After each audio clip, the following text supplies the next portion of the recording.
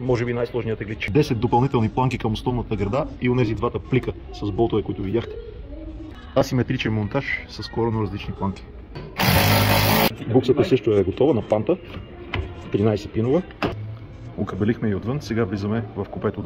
Infiniti Q70 е много приятна кола за работа. Трябва да се съвлече абсолютно цялата до желязо. Бронята се изрязва по шаблон. Перфектното рязане е нужна перфектна подготовка.